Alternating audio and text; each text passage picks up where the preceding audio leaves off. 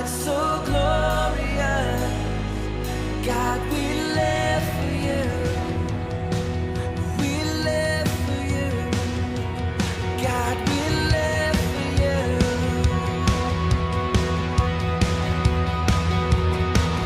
We run with passion for your name. We run. Freedom. You've broken every chain. We run. 'Cause our God will not be moved. Our God will never be shaken. We run to you. We run. We are a chosen generation. Rise up, holy nation. God, we live for you. You have called us out of darkness into light so glorious. God, we live for you.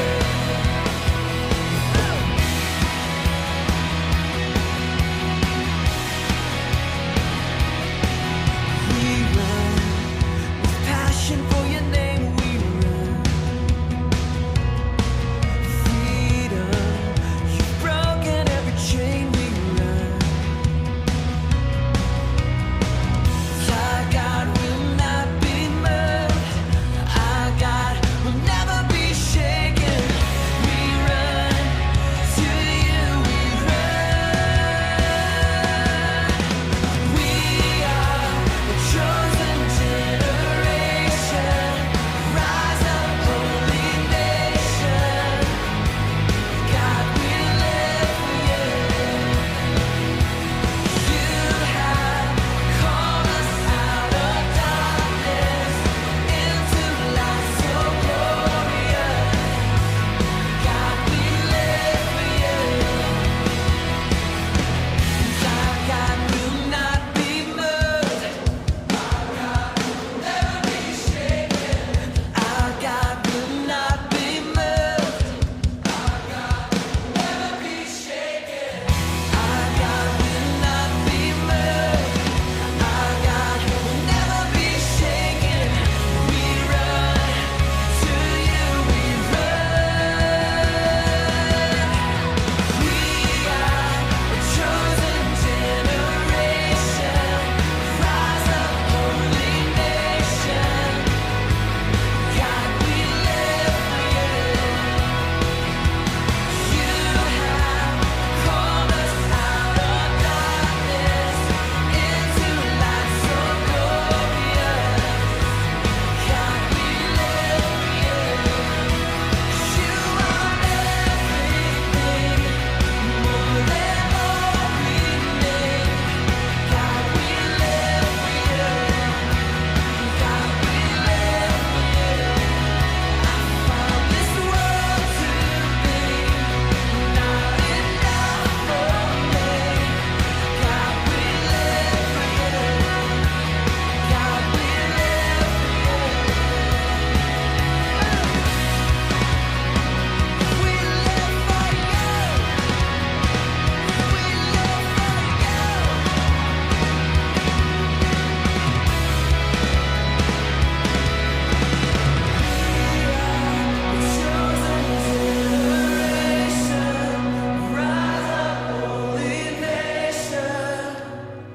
God, we live for you.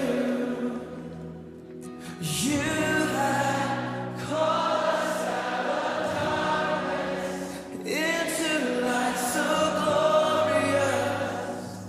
God, we live for you. Come on, sing. We are chosen generation. Rise up, holy nation. God, we live for you. 'Cause you have called us out of darkness into light so glorious. God, we live for you. We live for you. God, we live for you.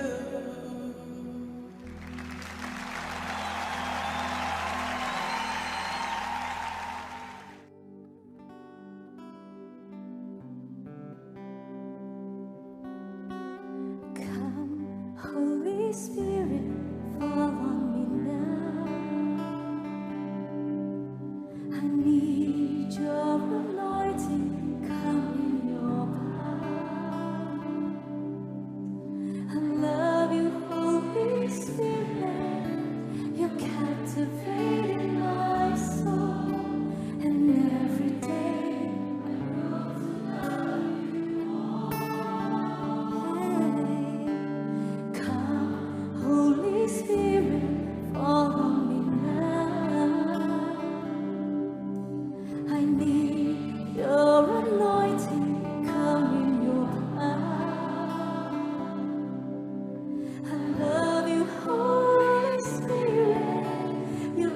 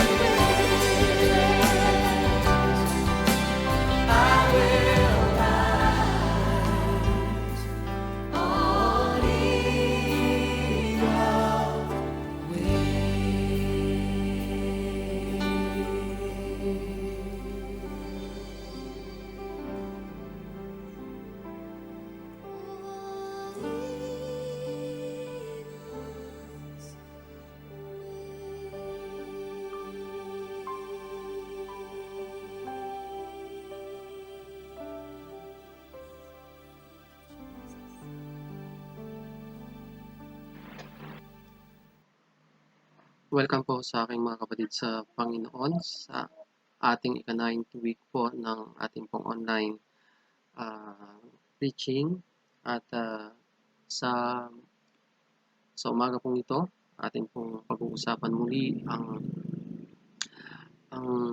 patungkol po doon sa ating topic, yung Comfort for Troubled Hearts, ating pong series na kung saan po ay natakal na po ng ating pong deacon. Sa umaga pong ito, muli po na tayo po ay mag-aaral ng kanya pong salita at patuloy na humingi ng kanya pong patnubay sa pamamagitan na po ng ating pong panalangin. So, manalangin po tayo. Ama naming buhay at makapangyarihan sa lahat, kami po ay lubos na nagpapasalamat, nagpupuri sa iyong kabutihan sa iyong buhay. Salamat po, Panginoon, dahil sa kabila, Panginoon, ng nangyayari, Panginoon, sa aming kapaligiran, Lord, ikaw po ang patuloy, Panginoon, na gumagabay, Panginoon, sa amin. Patuloy na nagpapalakas, patuloy na nagbibigay, Panginoon, ng kahulugan upang kami po ay magpatuloy sa amin pong mga buhay. Salamat po, Panginoon, sa araw na ito na muli po na kami po, Panginoon, ay tinipon mo upang makinig ng iyong salita at nawa, Panginoon, sa pamamagitan, Panginoon, ng pagtuturong ito, Panginoon, mabuksan ang aming pong mga spiritual na isipan, mabuksan, Panginoon, ang aming pong mga spiritual na mga mata, Panginoon, upang makita po namin, Panginoon, at mabatid yung nais mong ituro, Panginoon, sa amin.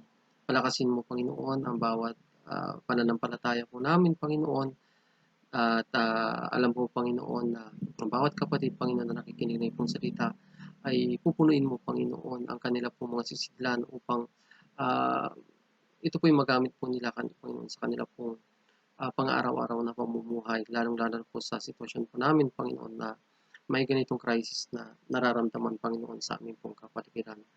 At Lord, ikaw po ang manguna sa iyong tagapagsalita na may patuloy na ang iyong salita po lamang, Panginoon, ang aming pong ang aming pong mapag-usapan, Panginoon, at hindi po ang aking sarilang maitaas, bagos, Panginoon, yung kaluwalhatian mo, Panginoon, ang patuloy po namin itataas sa aming kalagitnaan.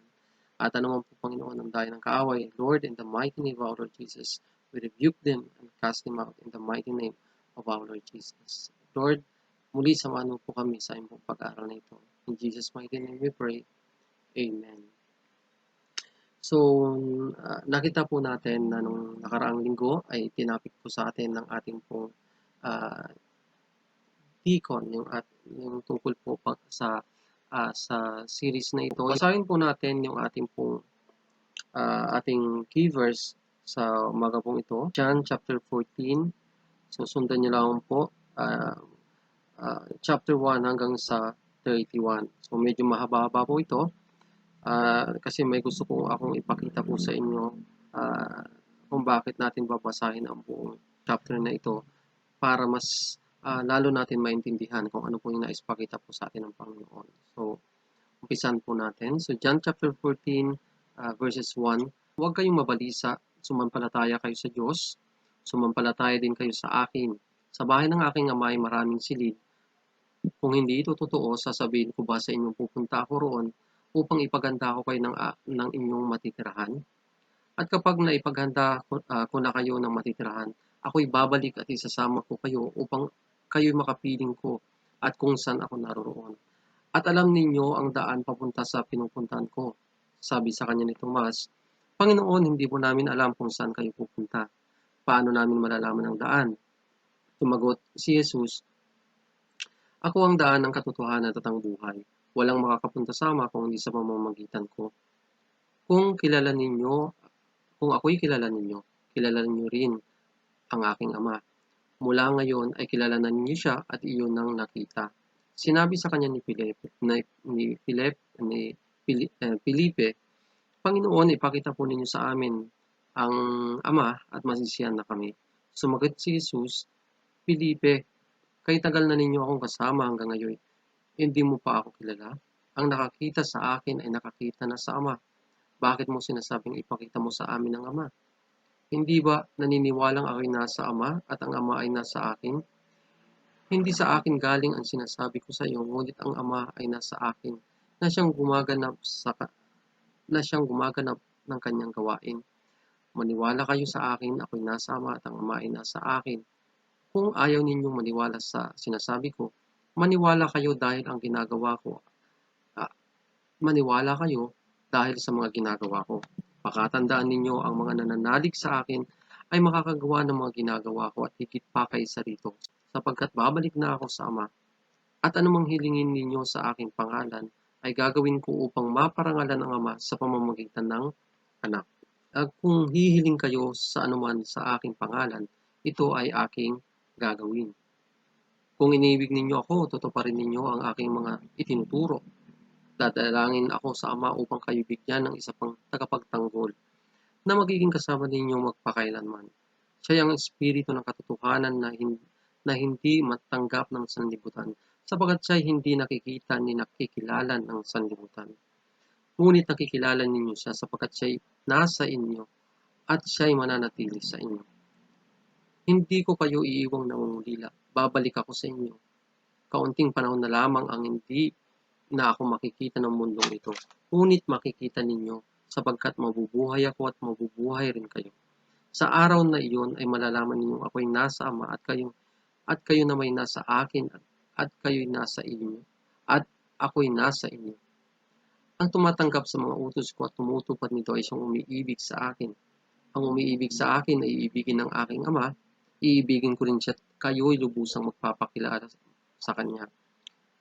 Tinanong siya ni Judas, hindi ito si Judas Iscariote, Panginoon, bakit sa amin lamang kayo magpapakilala ng lubusan, hindi sa sanlibutan?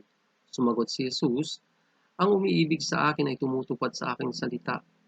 Iibigin siya ng aking Ama at kami tatahan at mananatili sa kanya. Ang hindi tumutupad ng aking mga salita ay hindi umiibig sa akin. Ang salitang narinig ninyo ay hindi sa akin kundi sa Ama na nagsugo sa akin. Sinasabi ko sa inyo ang mga bagay na ito upang hanggang kasama pa ninyo ako. Ngunit ang tagapagtanggol, ang Espiritu Santo na isinugo ng Ama sa pangalan ko, ang siyang magtuturo sa inyo ng lahat ng bagay at magpapaalala sa lahat ng sinabi ko sa inyo. Kapayapaan ang iniiwan ko sa inyo at ang aking kapayapaan ang ibinibigay ko sa inyo. Hindi ito katulad ng kapayapaang ibinibigay ng mundo. Huwag kayong mabalisa, huwag kayong matakot. Sinasabi ko sa inyo, ako'y aalis, ngunit ako'y babalik. Kung iniibig ninyo ako, ikagagalak ninyo ang pagpunta ko sa Ama, sapagkat higit na dakila ang Ama kaysa sa akin. Sinasabi ko sa inyo, bago pa mangyari, upang kung mangyari na manalig kayo sa akin, hindi na magtatagal ang pagtuturo ko sa inyo dahil dumarating na ang pinuno ng mundong ito.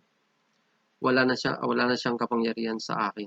Gayunpaman, ipinapaintulot ito upang malaman ng mundong ito na iniibig ko ang Ama at ang ginagawa ko ay iniutos niya sa akin. So, ito po yung kung matatandaan po ninyo ay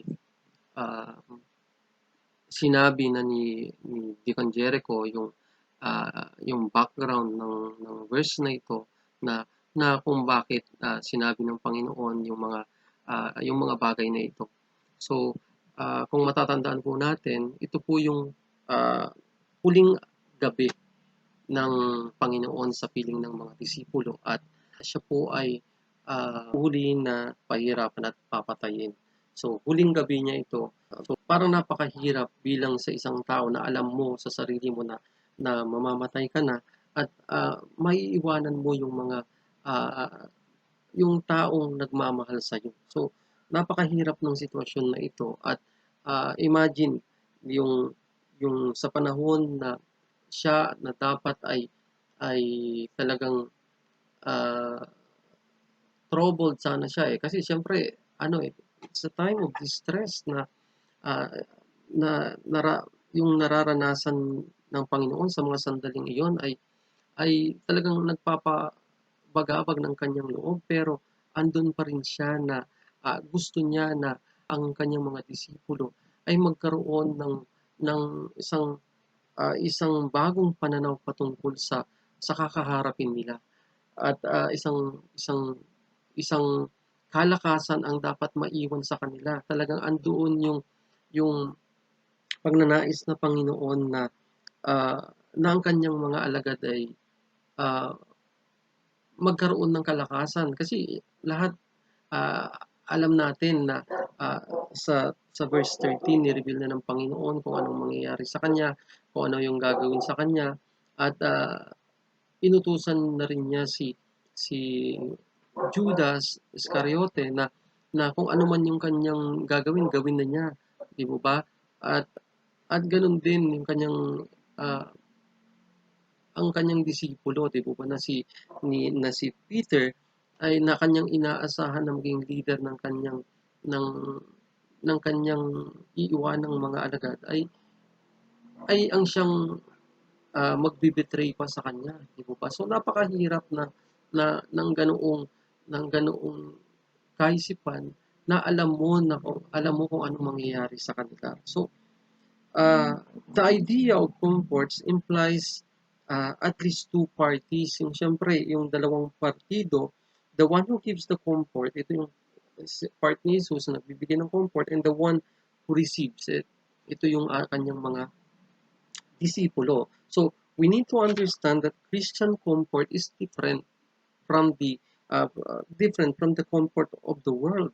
Kasi, uh, alam natin na ang comfort, pag sinabi mong comfort sa world, iba ang meaning po nito. Ito po yung riches, expensive vacation, o or position, or career. Yan po yung worldly um, worldly meaning po ng comfort. The comfort of this world is the comfort of body and senses, yung comfort ng katawan. Pero ang but the Christian comfort is the comfort of soul. Di ba? Is a comfort of soul because it happened deep inside. So ito yung pinakamaganda na uh, na yung comfort na ibinibigay po ng Panginoon ay hindi comfort na naibibigay at hindi pwedeng ibigay ng mundo dahil ah, tanging ang Panginoon lamang ang pwedeng makapagbigay nito sa atin dahil ito ay nangyayari sa kalooban at kailangan niya na patatagin ang kalooban ng kanyang mga disipulo upang makayanan po nila kung ano po yung kakaharapin nila sa mga darating na araw. So, hindi madali sa isang tao to comfort and yet alam mo na bukas ay mamamatay ka na. Di ba ba? Pahihirapan, at ikaw ay ipapako ka na sa krus. Hindi madali yun. Hindi madali. Hindi rin madali para kay Jesus na iwanan ang kanyang mga disipulo. Oh, hindi madali yun para sa kanya dahil sa nakasama niya sila ng uh, uh, mahigit sa 3 taon yung nakasama ang kanyang mga disipulo. So, yung bonding na na-create niya sa kanila ay hindi na basta-basta, di ba? So, marami bilang tao, marami kang pwedeng ma-consider or pwedeng maramdaman sa pagkakataong ito. Pero nanaig pa rin sa Panginoon yung nais na mabigyan niya sila ng isang ng magandang pananaw at mapatatag ang kanilang mga kalooban. Dahil uh, all the disciples are now in distress sa mga panahon na to dahil alam nila na si Jesus ay uh, siya ay papatayin at pahihirapan gaya ng sinabi niya sa verse chapter 13. Alam niya bilang kanilang mapinuno kung ano ang pagdadaanan nila pagka siya ay nawala, 'di ba? Alam niya. So makikita natin ah, ano ba ang nangyari kay Pedro, 'di ba? Siya ay kinrucify sa krus. Ah, alam din ng Panginoon na si Andrew ay ganon din ang mangyari sa kanya na iko-crucify din siya pagka siya ay nawala. Si Thomas, ano ba ang nangyari sa kanya? Siya din ay namatay sa saksak. Di mo ba? Namatay sa saksak si Matthew, ganun din siya ay pinatay sa pamamagitan ng pagsaksak sa bansang Ethiopia. Si Bartholomew, siya ay binalatan ng buhay at pinatay. Di mo ba? Si James, anong ginawa sa kanya? Siya ay pinagbabato at talagang hinampas hanggang sa mamatay siya. Si Simon the Zealot. Oh. So ano ba ang nangyari sa kanya? Oh, after niya nag-refuse doon sa Diyos ng araw, pinatay siya dahil ayaw niya na mag-alay din doon sa Diyos. Si Matthias, ano ba ang naging ano din niya, kamatayan niya? Sinunog siya ng buhay. Oh, at si Jude, oh, he was crucified. Siya ay siya ay pinako sa krus at pinagpapana, 'di po ba? Maging ganoon din po si John, 'di ba? Siya ay pinakuluan sa kumukulong mantika, 'di ba ba? Pero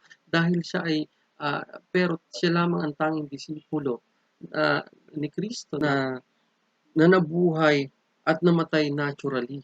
Dahil nga po, siya pa po ang nagsulat ng Revelation. So, imagine mo ah, yung nakikita mo kung anong mangyayari sa iyong mga disipulo. Nakikita mo ah, na ganoon ang sasapitin nila na hindi lang ikaw sa sarili mo na alam mo na ikaw lang ipapako, kung hindi maging ang mga disipulo mong ito, mangyayari din sa kanila yung mga bagay na ito na gusto ng Panginoon na sila ay maging matatag at talagang panindigan nila yung pananampalataya nila dahil sa panahon na kasama nilang Panginoon, alam niya na ang bawat itinuro niya sa kanila tumimo sa kanilang mga kalooban at ito ay ah, ito yung magpapalakas sa kanila, hindi po ba? So, ah, sabi nga, ah, hindi madali. Kaya hindi madali yung mga yung sitwasyon na ito yung kumbaga ito yung last will and testament ng Panginoon sa kanila at kung ano ang mangyayari sa kanila. Kaya talagang kung titignan natin, puro encouragement yung binibigay niya sa kanila. Sa umpisa pa lang na huwag kayong mabalisa, sumampalataya kayo sa Diyos, sumampalataya kayo sa akin. Yung binibigyan niya sila ng hope na talagang na na kahit anong mangyari sa akin, magtiwala kayo na hindi ko kayo iiwan, hindi ko kayo pababayaan. So, yun yung ibinigay niya sa kanya pong mga alagad. So, sa umaga pong ito, titignan po natin dun sa binasa po natin yung tatlong katanungan ng ng kanyang disipulo, di po ba? Pero bago po 'yan, ang pamagat po ng ating pong pag-aaralan ngayon, the believer's comfort. So, ito yung ano ba yung nakapa-comfort sa kanila? Ano ba yung naging kalakasan nila para para makapagpatuloy sa kanilang pananampalataya sa ating pong Panginoon. So, kaya po binasa ko mula umpisa hanggang doon sa dulo dahil gusto natin makita yung yung katanungan ng tatlong disipulo dito. So, ang unang katanungan po doon ay nagtanong po doon ay si Thomas. Thomas said to him, Lord, we don't know where you are going. So, how can we know the way? So, nagtanong siya. So, ang ano po natin dito is yung knowing the way.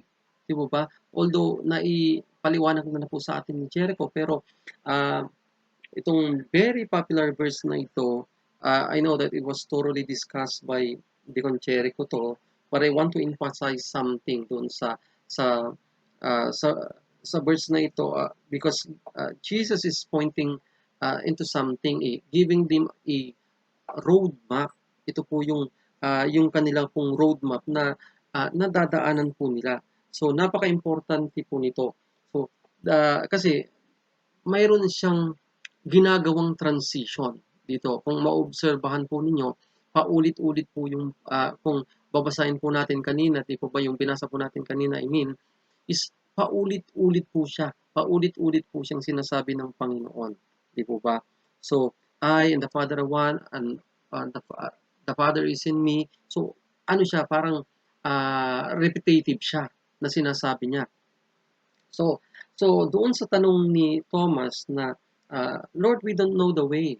So, how can we know the way? Di ba? How can we know the way?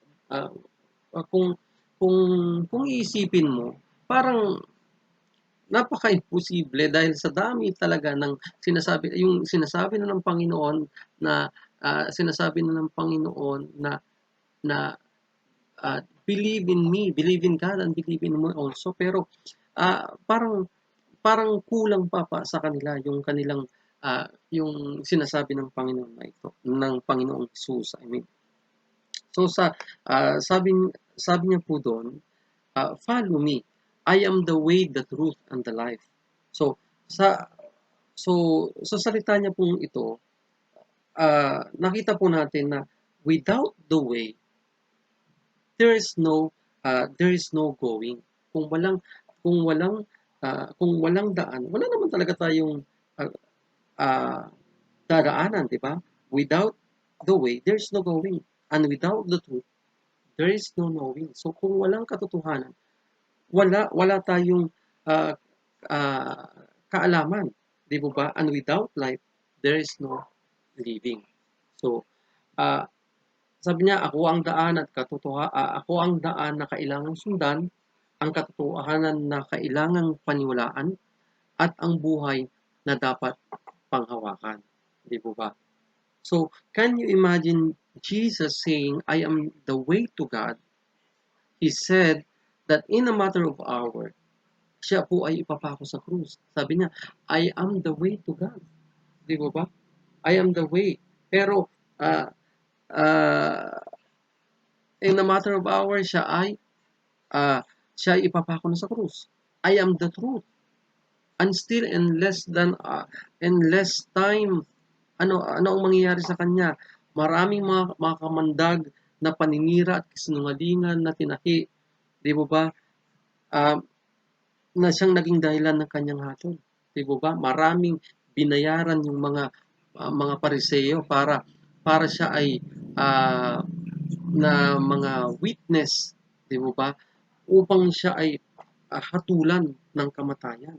So, sabi niya doon, "I am the truth." Pero naging makita natin kung paano yung nangyari. I am the truth, pero ang nangyari ay itong mga pare na ito ay sila yung nagbayad ng ng ng mga witness upang siya ay pasinungalingan sa lahat ng kanyang mga ginawa. At pangatlo po doon, I am the life, pero in the next afternoon naman, ang kanyang bangkay ang ililibing. So, can you imagine yung mga nangyayaring ito na sinasabi ng Panginoon, pero alam niya na at the end of the day, ito yung mangyayari sa kanya. Pero sabi nga in Proverbs 14-12, there is a way that appears to be right, but in the end, it leads to death. So, ang Panginoong Hesus ay talagang ipinakita niya yung daan. Ito yung daan. Ito yung dapat nating daanan. Ito yung daan papunta sa Ama. So, nagbigay siya ng isang mapa na kailangang sundan ng kanyang mga alagad dahil alam niya na ang kanyang mga disipulo ay mangangalat. Ang kanyang mga disipulo ay mawawalan mawawalan sila ng kalakasan, mawawalan sila ng inspirasyon para magpatuloy muli sa kanilang pananampalataya sa Diyos. Kaya sabi ng Panginoon, "Ako ang daan at ang buhay." 'Di ba? Hindi mahalaga kung ako ay mamatay dahil sa pamamagitan ng aking kamatayan, doon magkakaroon ng buhay. 'Di ba? So, ito yung nais ipakita sa atin ng Panginoon, at ito yung sinagot niya sa kanyang hindi namin alam yung daan, 'di ba? Pero ang katotohanan doon na ah, sa tagal ng kanilang pagsasama, hindi nila naintindihan, hindi nila naunawaan yung kanyang mga turo. Minsan, marami talaga ang mas pinipili nila na yung dumaan sa isang taliwas ayon doon sa nais ng Panginoon. At Alam naman natin, di ba ba? The Lord is very transparent to us na pag ikaw dumaan ka sa daan na yan, di ba? Sabi nga dun sa isang sa ano anong klase ng daan, isang daan na makipot papunta sa Panginoon at isang maluwag na daan papunta sa kapahamakan. At marami nga talaga ang taong pumipili ng daan na yon. Mas pinipili nila na sila ay dumaan doon sa maluwag at kasi alam ng Panginoon ang daan papunta sa akin ay mahirap ang papuntang daan sa Panginoon dahil marami kang iiwan, marami kang isasakripisyo ng mga bagay, marami kang ah, bibitawan sa buhay mo. Pero nais ng Panginoon na pagdaanan mo kung paano niya pinagdaanan yung sinasabi niyang I am the way, yung way ng Panginoon na ito, daanan mo upang sa ganun, alam mo na ang naghihintay iyo sa dulo nito ay kaligtasan. Kaysa naman, ikaw ay dumaan doon sa isang daan na alam mong kapahamakan at marami nga talaga ang dumadaan dito. Ng ayaw nila ng hindi komportable, ayaw nilang duman sa ang gusto nila talagang hindi sila nasasali, ayaw nila 'yun. Maraming tao ang may ayaw doon. Ayaw nila nasasaling kung ano man patungkol sa kanila.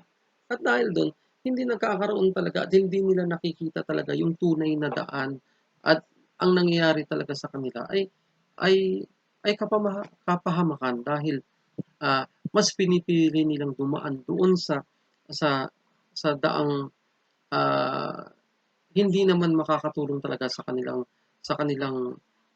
pananampalataya at hindi makakatulong talaga sa kanila sa kanilang ah, paglilingkod sa ating pong Panginoon. Kaya sinabi niya, I am the way, the truth, and the life, and no one comes to the Father except through me. So kung hindi mo susundan yung daan na sinasabi ng Panginoon, hindi ka makakarating doon sa paroroonan. Hindi mo mararating yung sinasabi niyang papunta sa Ama at hindi mo mararanasan yung ah, yung sinasabi ng Lord na na na kapayapaan, 'di po ba? So so number one is knowing the way. Ito po yung ah, una natin pinag-usapan. Pangalawa po doon is knowing the Father. Ito po yung ah, Philip, ito naman si Philip ang nagtanong, di po ba? So, sabi naman ni Philip doon sa John chapter 14 verse 8, sabi nila, Lord, show us the Father that uh, and that will be enough for us. Napakaganda ang sagot po ng Panginoon sa kanya. Sabi dito, kung titignan mo, a man who has been with Jesus for 3.5 years, nakakita ng mga miracles, nakakita ng pagpapagaling niya sa mga bulag, nakapagpalakad ng lumpo, nagpakain ng 5,000 tao sa pamamagitan ng kaunting isda at tinapay. Di ba ba? And even though he had seen these things, he still says, Lord, show us the Father, and it's sufficient for us. Di ba? Parang parang napaka parang kung talagang titignan mo, parang sasabihin ng Panginoon, worth it ba talaga itong pagtuturo ko sa mga to na talagang 3.5 years hindi pa nila lubos na naunawaan kung ano yung mga itinuturo ko sa kanila. Imagine mo na tatlo't kalahating taon na kasama kanila, ah, kumakain kang kasama ng Panginoong Hesus, ah, at kung saan-saan kayo napupunta. Pero, and yet, hindi mo pa alam kung ano yung, ah, hindi mo naiintindihan o hindi mo nauunawaan kung ano yung tinuturo ng Panginoon. Sabi nga doon sa Matthew 5:8, Blessed are the pure in heart, for they shall see God. Di ba ba? So, kailangan dito ng pure heart para talagang makita mo ang Panginoon, di ba ba? So ibig sabihin, our hearts is being pure would show us God na pag ang ating puso ay dalisay makikita natin ang ating Panginoon. Di po ba? Intimate knowledge of and fellowship with God is reserved for the pure. So, itong uh, intimate intimate relationship or intimate knowledge and fellowship with God ay mararanasan lamang po natin pag tayo ay may dalisay na puso at yung tamang puso sa ating pong Panginoon. Pero dahil sa ah, sila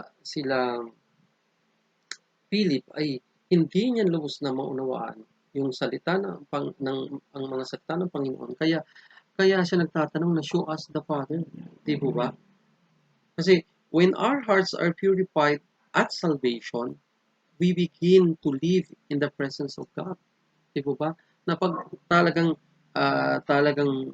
ang puso natin ay binago ng Panginoong Hesus at namuhay tayo ayon sa kalooban ng Panginoon, mararanasan po natin yung presensya ng Panginoon. At dahil hindi nga ganoon ang kanilang pananampalataya, so nagkakaroon siya yung kanyang pananaw ay iba doon sa pananaw ng Panginoon. Dapat tayo ng mga Kristiyano, dapat ang pananaw natin ay naka-align kung ano yung pananaw ng ating Panginoon.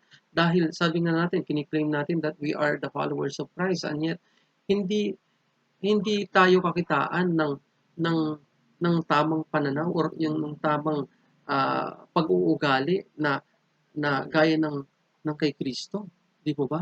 Hindi ba dapat na ang sum, ang tao na sumusunod sa isang or nag-iidolo ng isang tao ay dapat na alam niya ang lahat, 'di po ba? Yung pangalang na 'di ba sikat yung mga Korean nobela, gano'n. So, lahat ng tao halos na ngayon, lalong Pilipino, alam nila kung sino yung mga Korean na yun. Alam nila yung mga pangalan, alam nila kung ano yung birth date, alam nila lahat patungkol sa kanya. Alam nila lahat ng mga movies na nagawa niya. So, imagine mo, na pag ikaw, disipulo tagasunod So, dapat alam mo yung buhay ng sinusundan mo. Alam mo kung ano yung mga turo niya, ano yung mga gawin niya. Alam mo lahat yun. Hindi mo pa. Pero dito, sabi nga ah, ah, hindi niya lubos. Nakikita at nauunawaan natin ang Diyos with our spiritual eyes. So, nakikita at nauunawaan ang Diyos through our spiritual eyes. Kasi kung wala tayo ng ganoong pananaw, kahit anong gawin po natin, hindi po natin mararanasan ang ang presensya ng ating pong Panginoon. So, Philip said, "Show us the Father, and it is sufficient." So, it shows that Philip was not satisfied of what he saw in Jesus. So, parang hindi satisfied si ano si si si Philip. Pero sabi nga ng Panginoon, I and the Father are one. Di mo ba? Sabi ng Panginoon, ako at ang Ama ay isa. Di mo ba? So hindi nila lubos maunawaan at hindi nila makuha yung sinasabi ng Panginoon. Di mo ba? So,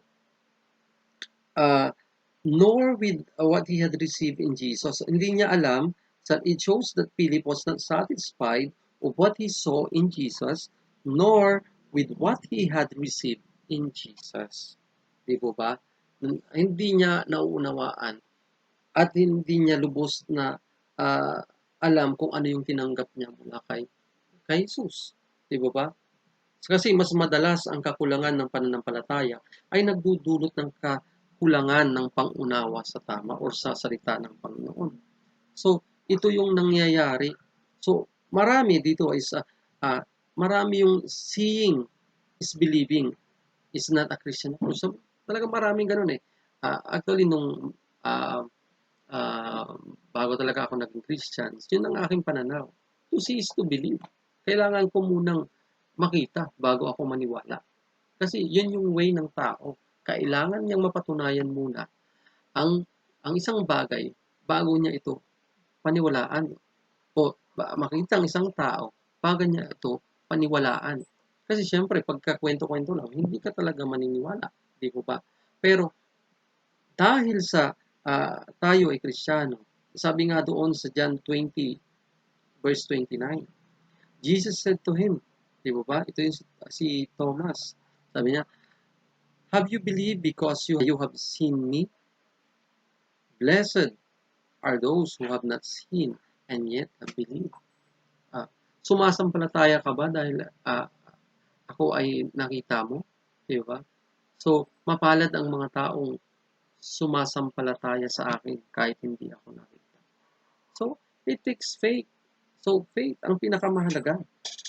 Pinakamahalaga yung ating pananampalataya, yung pagtitiwala natin sa Diyos. Di ba? Dahil ah ah, through faith, so lahat ng mga bagay na nare-reveal sa atin yung kalooban ng Diyos. Di po ba? So, what is Jesus' response? I have been with you for so long and yet you have not known me. Di ba parang kung ikaw isang leader at ganoon yung ganoon yung ah, nangyari sa iyo, yung sagot sa iyo, parang nawawalan ka parang nakakawalang gana, di po ba? The word solong says that Philip had sat long enough under Christ's teaching, di ba? To have no reason for asking such questions. Siyempre, parang tatlot kalahating taon para tanungin mo sa akin yung ganoon, di ba? So long, say much evidence abounds. Maraming nakita na ebidensya, di ba? Therefore, there is no excuse for unbelief. Kasi lahat na ibinigay na ng Panginoon eh. Kasi kung babasahin mo itong binabasa natin, ito na yung huling araw niya. Di po ba? So, ano yung ginawa mo sa loob ng 3 taon at kalahati para hindi mo maunawaan, hindi mo maunawaan yung sinasabi ng Panginoon. So long it is a rebuke to many Christians. Nay, to have been saved. Di ba? So long is a rebuke to many Christians need who had been saved so long but not grow much in the Lord. Ito yung mga taong hindi uh, matagal na sa pagiging Kristiyano, matagal na sa pananampalataya sa Diyos, pero hindi nila nauunawaan kung ano yung tungkol kay Kristo at kung sino si Kristo sa kanila. So, ganito, marami yung nangyayari. Maraming Kristiyano at hindi lang sa atin, hindi lang dito sa church natin, at kung hindi, maging sa mga ibang churches, marami tayong makikita na pagkatagal-tagal na nila sa church, pagkatagal-tagal nila sa ministry, and yet hindi mo kakitaan ng paglago, di mo ba? Hindi mo kakitaan ng righteousness sa kanila. Kasi maraming Kristiyano na ano lang sa church. Kumbaga, pag nasa church, siyempre, di mo ba talagang banal, di ba? Pero pagdating sa labas, doon kasi doon kasi makikita kung anong klase kang Kristiyano pagdating mo sa labas. Hindi kung anong klase ka Kristiyano kung nasa loob ka, di ba? Kasi lahat ng yan makikita, magmamanifest kung saan andun ka sa isang lugar na na ikaw lang, di ba? Na ikaw lang yung Kristiyano. Yun yung talaga. Ano ba, mai-influensyahan ka ba or ikaw yung makaka-influensya? At mas madalas talaga, pag nasa labas, mas sila yung nahahatak ng mundo kesa yung sila yung makahatak sa mundo ni Kristo. Di ba? Many are the Philip in our churches who had been saved for many years and sat under good teaching and preaching, but have not grown much at all spiritually. Ito yun. Marami na silang napakinggan, marami na silang narinig ng mga preaching, marami na silang mga na naranasan sa buhay nila, and yet hindi pa rin nagkakaroon ng kalaguhan, eh. So, is not the reason talaga yung hindi rason na makinig ka ng napakagandang preaching. Hindi sapat na makinig ka lang ng magandang preaching or ng magandang teaching. Kung hindi, kailangan talaga yung application sa buhay po natin. Kasi ito lamang talaga ang makapagpapalago sa atin. Kasi imagine mo itong disciple ng Panginoon, 3.5 years niyang tinuruan. Pero ang tanong niya, hindi niya kilala si Kristo. Di ba? Hindi niya kilala ang kaugnayan ni Kristo sa Ama. Di ba? Ay, hindi nila mai-connect si Jesus sa Ama. Di ba? So, parang napakahirap talaga. Napakahirap sa isang tagapagturo na na ganoon yung mga tinuturuan mo, 'di ba, na hindi lumalago. So, ah, um, kaya pagka minsan talagang pag ikaw na yung naging leader, doon mo palang mauunawaan kung ano yung pakiramdam, 'di ba, na kung ano yung pakiramdam ng nagtuturo ka pero yung mga tinuturuan mo hindi sila lumalago. So, nananatili silang bansot. So, maraming Kristiyano talaga bansot kahit na matagal na. Kasi paano? Ah, ano ba yung dahilan kung bakit nababansot sila? Dahil kahit umupo ka ng umupo, sabi nga kahit umupo na tayo ng umupo sa church, kung wala tayong gagawin sa sarili natin para mas lumalim tayo sa Panginoon, wala din pong mangyayari. Mananatili tayo doon sa ating kalagayan na ganun lang, na bansot lang. Pero kung tayo ay patuloy na magsasaliksik ng kanyang salita, patuloy natin pagtitiwalaan ang Panginoon, doon pa lang magkakaroon ng pagbabago. Sabi nga they are still in nursery, in diapers, and on the battle spiritually.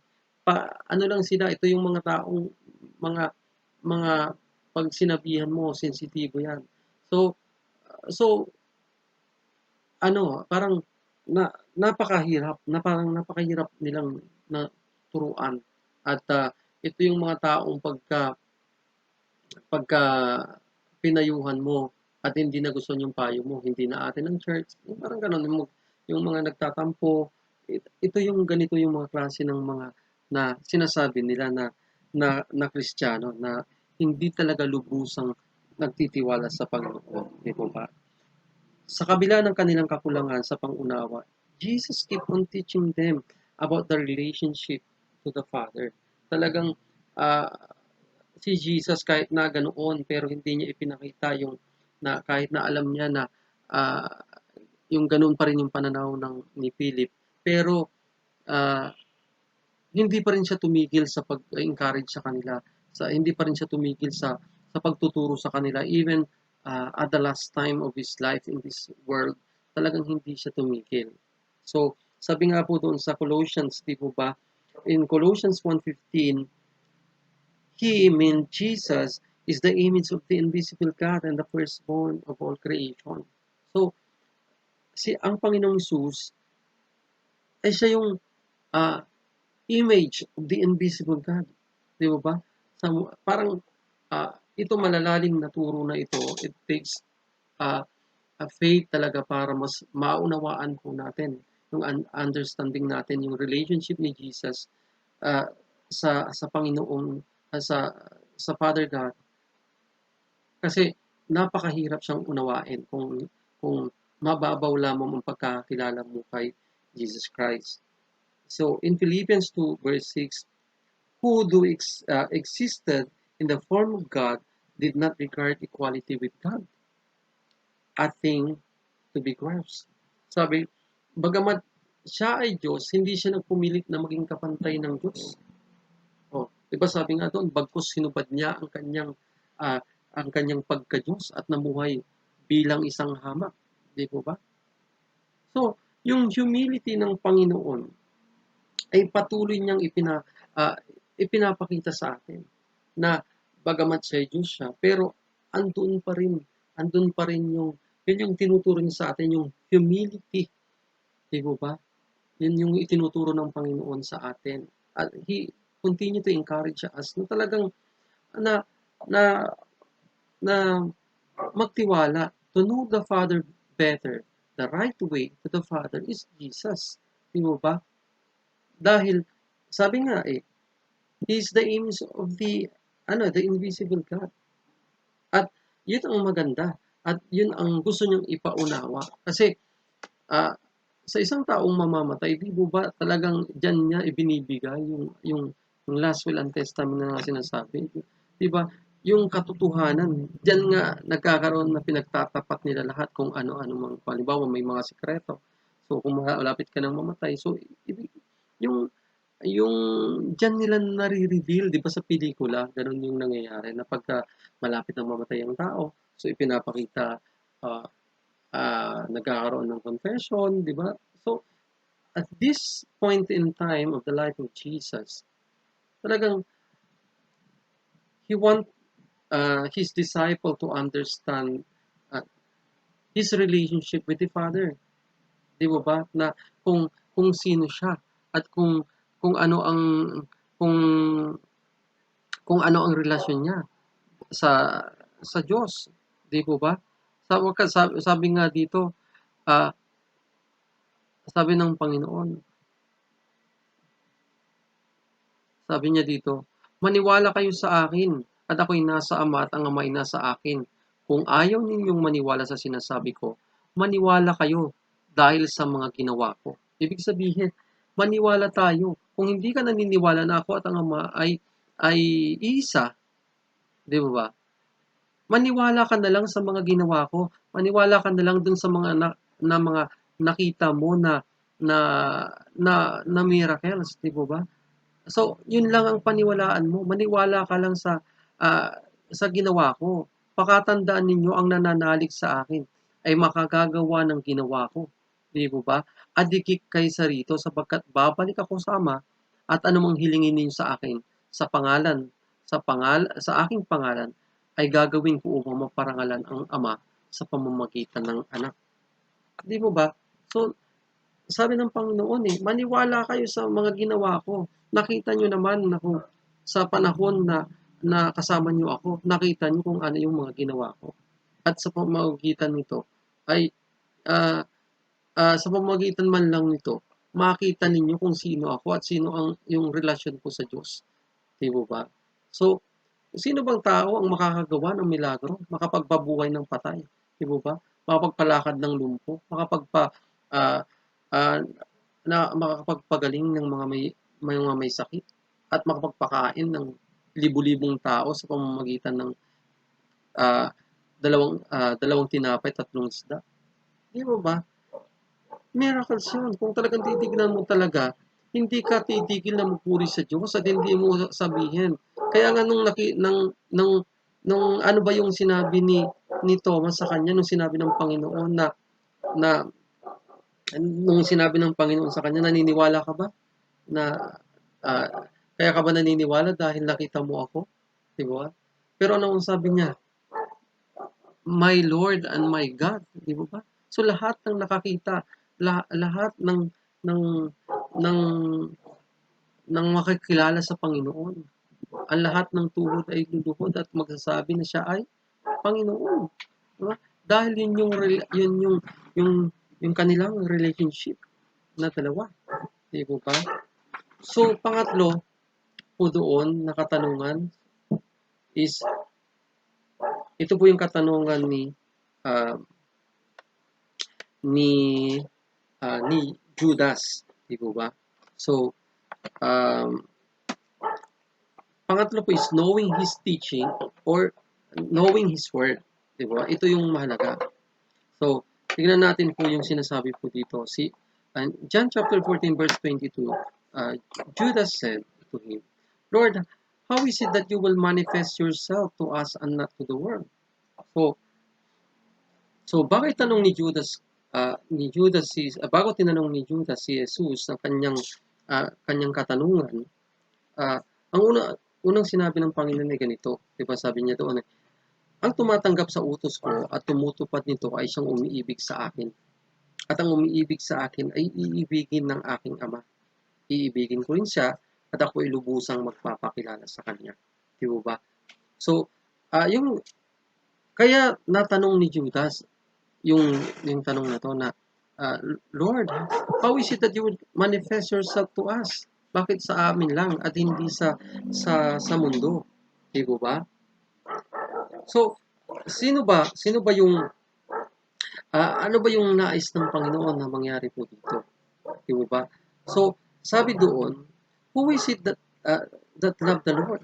Is it the person who obeys the Lord and command? Ito lang ba yung sino ba yung iniibig ng Panginoon lang? It is the person who has and obeys the Lord's command. So, we have His commands.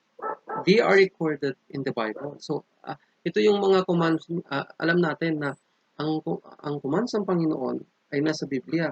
But we have to spend time in the Bible to know what is the commands are, and then we need to obey them. So kailangan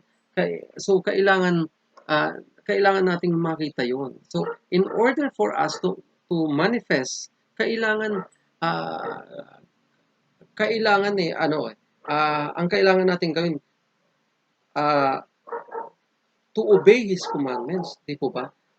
Para ang Lord ay mag-manifest sa atin. Kasi nung sa panahon na ito, sabi ng Panginoon, di ba, na hindi ko kayo iiwang nangungulila. So, I will send you the comforter, di ba? Yung sabi ng Panginoon, the advocate, I will send you the advocate. So nung ang Panginoon ay Panginoon sa Kristo ay mamamatay na. Sabi niya sa kanya, huwag kayong mag-alala at hindi ko kayo iiwang nangungulila. Kung hindi, idadalangin ko sa Ama na bibigyan kayo ng katulong. Di ba? Na kung sila sa panahon na nandun ang Panginoon sa Kristo sa sa 3.5 taon ay nandoon siya yung presensya ng Panginoon. Pero ito isang pangako naman ng Panginoon sa kanila na hindi ko kayo iiwan bagkus bibigyan ko kayo ng kasama. At ang kasama niyong ito ay siyang magsasabi sa inyo ng lahat ng sinasabi ko. Siyang magpapaalala sa inyo ng lahat ng sinasabi ko sa inyo. So, yan ang gusto ng mangyari ng Panginoon na talagang na ang bawat tumatanggap at tumutupad ng kanyang utos, ano na yon, so lahat ng bagay na yan, kailangan maunawaan ng mga disipulo upang sa ganon,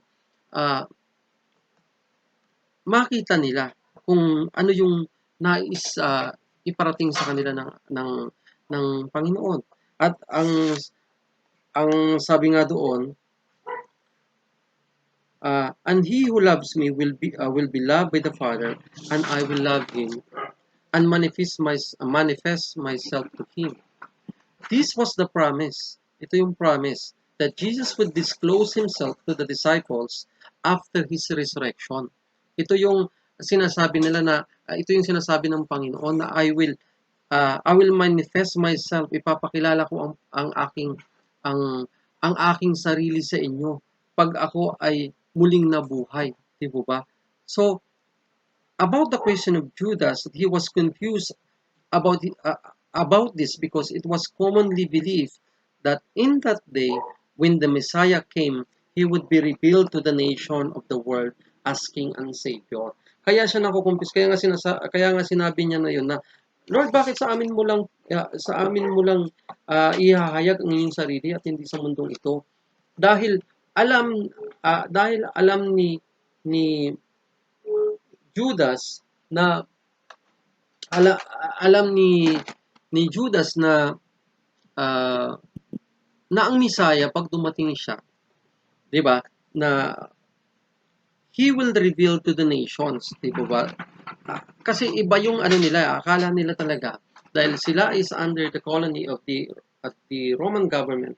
Akala nila kasi yung darating na tagapagligtas ay na inaasahan nila ay siyang magliligtas sa kanila sa kamay ng mga Romano. Pero na iba kasi ang sinasabi ng Panginoon. Iba yung ang tinutukoy ng Panginoon na paghahari niya. Ito yung paghahari niya sa puso ng bawat isa. Di ba? Na, na kapag namatay ang Panginoong Hesus, bibigyan niya ng ng helper ang ang bawat isa upang ang helper na ito ay siyang sasama sa kanila at magpapaalala ng lahat ng ginawa ng Panginoon at lahat ng tinuro ng Panginoon. So tignan niyo kung ano ang nangyari. Nung bumaba ang Panginoon nung bumaba ang Espiritu ng Diyos sa bawat disipulo niya, doon lang sila nagkaroon ng kaunawaan. Doon lang nila naunawaan ang lahat ng ng tinuro ng Panginoon. Di ba? Lahat ng itinuro ng Panginoon, doon lang nagkaroon ng linaw sa kanila. Lahat ng naturo niya sa loob ng sa loob ng 3 taon, doon lang nagkaroon ng linaw dahil doon nila napatunayan na ang lahat ng mga sinabi ng Panginoon ay tama. Di po ba? Doon nila. At ang sabi niya, di po ba, sa magagawa niyo lahat, di ba? Sabi nga ng Panginoon, pakatandaan ninyo ang nananalig sa akin ay makakagawa ng mga ginawa ko. At higit pa. At hindi nga tama dahil nga mas naging makapangyarihan sila. Di po ba? Naging makapangyarihan na imagine mo si Pedro, di po ba? Madaanan lang ng kanyang anino ay gumagaling. Ganoon siya. Even greater things you can uh, you can do even more greater things than I because I am coming to the Father. Di ba? Dahil alam ni Kristo na ah, na na na na kung anong mangyayari sa kanila pag wala na siya, na mangangalat ang kanyang mga disipulo. Pero bibigyan niya sila ng sapat na kapangyarihan para ah, muling maalala yung mga turo niya. So ganun din ang ginagawa sa atin ng Panginoon. Di po ba? Na yes, yes, He is the way to the Father, but the na para makilala mo ang tunay na Kristo at ang Ama ay sa pamamagitan ng banal na Espiritu. Di mo ba? Dahil ang banal na Espiritu ay siyang nagtuturo sa atin kung bakit natin nasasabi na Jesus is Lord, di ba? Dahil yun ang Espiritu ng Diyos, di ba? At yung Biblia, ang salita ng Diyos, ang siyang nagsasabi sa atin na siya nga ay Diyos, di ba? At ito yung magmo-motivate sa atin na na gawin ang mga pinapagawa ng Diyos dahil naniniwala tayo at ito ay itinuturo sa atin ng banal na Espiritu sa pamamagitan ng pagbabasa ng kanyang salita. So kaya kung tayo ay hindi nagbabasa ng kanyang salita, hindi tayo nagkakaroon ng intimate relations sa ating pong Panginoon. So wala tayong talagang aasahan na paglago. Di ba? Wala tayong aasahan dahil ang kapangyarihan ng mga Kristiyano ay nagmumula lamang sa salita ng Panginoon. Di ba? At kaya naging makapangyarihan ang ministeryo ng mga alagad, ng mga disipulo ng Panginoon, mga apostol ng Panginoon, ay dahil ito ay ipinaalala sa kanila ng banal na Espiritu. Di ba? Yung 3 taon na nagrema sa puso nila, yun yung naging dahilan bakit naging makapangyarihan sila at naging bold sila sa pagtuturo ng salita ng Diyos. So tayo, dahil hindi naman natin nakasama ang Panginoon ng kagaya nila. So ano yung chance natin para makilala ang Panginoon? Ito yung kanya sa pamamagitan ng kanyang salita. Di ba? Sa pamamagitan ng pag-aaral ng kanyang salita, dito nare-reveal ang katauhan ng Panginoon. Dito nare-reveal ang katauhan ng ating pong Panginoong Kristo kung sino siya at ano ang magagawa niya sa buhay natin. At the times of crisis, at the times of distress, lalo na ngayon sa panahon natin, alam ko marami ang nawawalan ng pag-asa. Marami ang nawalan ng trabaho, marami ang nawalan ng negosyo, Isa na po diyan yung tungkol sa trabaho ko po. Kasi involved po kami sa mga schools.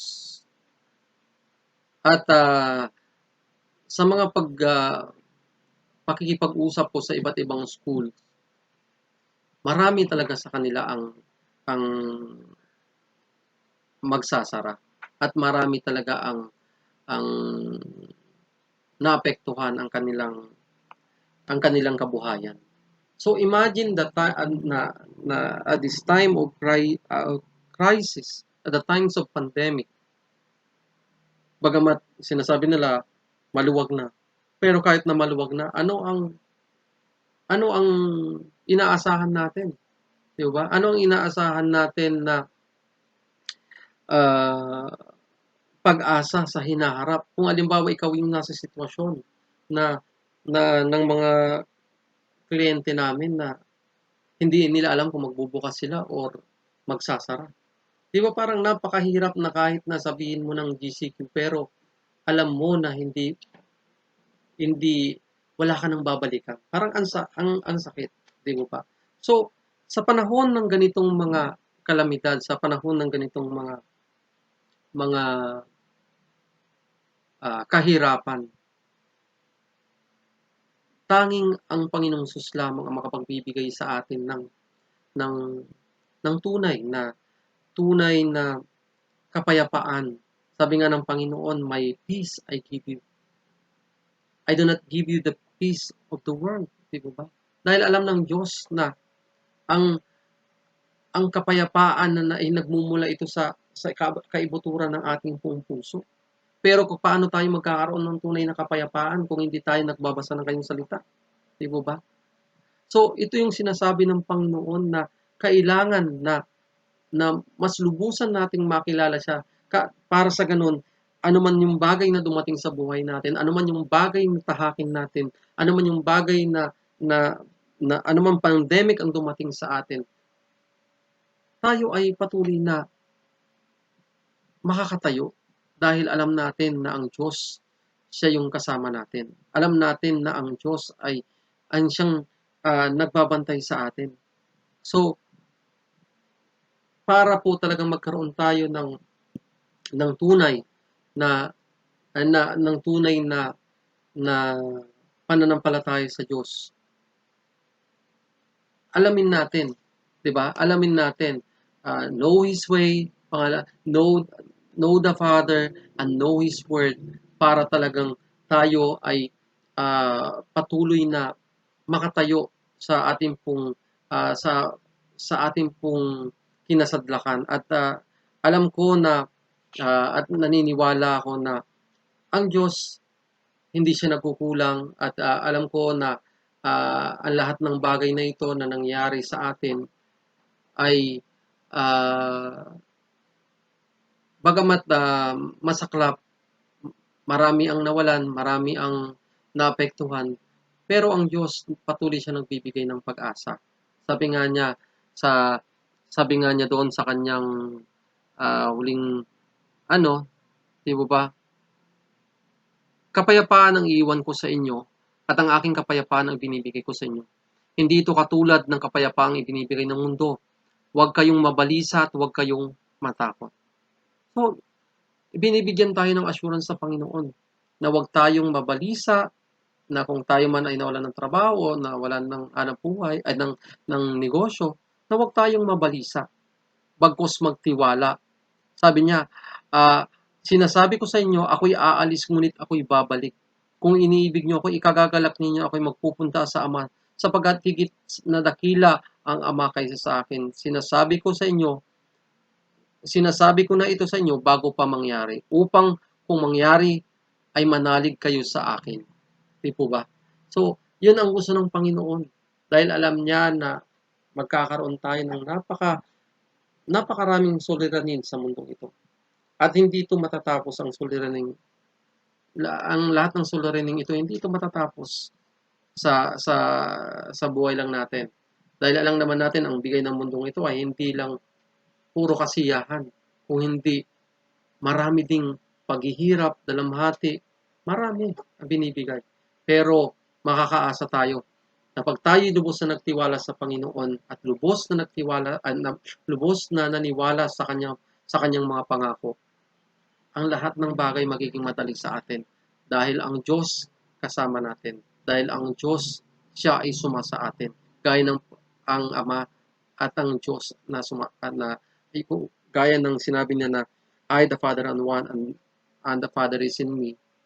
Yun din ang sabi ng Panginoon na ang Panginoong Jesucristo ay nasa puso natin at ang Ama ay yung triune God na tinatawag, the God the Father, God the Son, and God the Holy Spirit, ay siyang patuloy na nasa atin at sumasa atin. So I do hope na itong ating pong pag-aaral na ito ay naging kalakasan po sa inyo at patuloy po tayo na magtiwala sa Diyos at patuloy po tayo na kumapit sa kanyang pangako upang sa ganoon dumating man ang mga pagsubok sa buhay natin, makakalaban tayo dahil alam natin, kasama natin ang Diyos sa buhay natin. So, tayong lahat po ay manalangin. Amin naming buhay at makapangyarihan sa lahat, kami po ay nagpapasalamat. Salamat Panginoon sa kalakasan. Salamat Panginoon sa iyo pong patuloy na binibigay sa aming mga salita, Panginoon. Lord, patuloy na patatagin mo ang aking mga kapatid, Panginoon, kung sila man ay nakakaranas ng depresyon, Panginoon, dahil sa kawalan ng pag-asa, kawalan na ng maraming nawalan ng mga trabaho, maraming mga kumpanyang nagsara, mga isa man sa kumpanya na pinapasukan nila ay nagsara, Panginoon. Lord, ikaw po, Panginoon, ang gumabay sa kanila. Ikaw po, Panginoon, ang maghari sa kanila pong puso. Bigyan mo po, Panginoon, sila ng pag-asa na kumumula po, Panginoon, sa iyo. Provide mo, Panginoon, ang lahat ng pangangailangan po nila. At Lord, sabi mo nga po, Panginoon, ang sino nagtitiwala sa inyo, hindi mo pinagkukulang. At tunay nga po, Panginoon, nararanasan po namin na yung kasapatan na nagmumula po, Panginoon, sa iyo ay laging nandiyan, Panginoon, sa amin. Ama, Panginoon, patuloy na maghari ka, Panginoon, sa amin. Patuloy mong abutin, Panginoon, ang aking mga kapatid, Panginoon, na walang hanap buhay. At Lord, ikaw po, Lord God, ang maghari po, Panginoon, sa kanila, Lord God. At nawa, Panginoon, ang lahat ng mga anak mo na nakapakinig, Panginoon, ng salita mo, Panginoon, sa umagang ito, ay patuloy mo, Panginoon, na palalaguhin spiritually, Panginoon. Even in the midst of crisis, Lord God, Panginoon, alam po namin na ito po ay kailangan po namin, Lord God. Salamat po at patuloy ka po namin pinupuri, pinapasalamatan sa tanging pangalan ng aking Panginoon Jesus. Amen.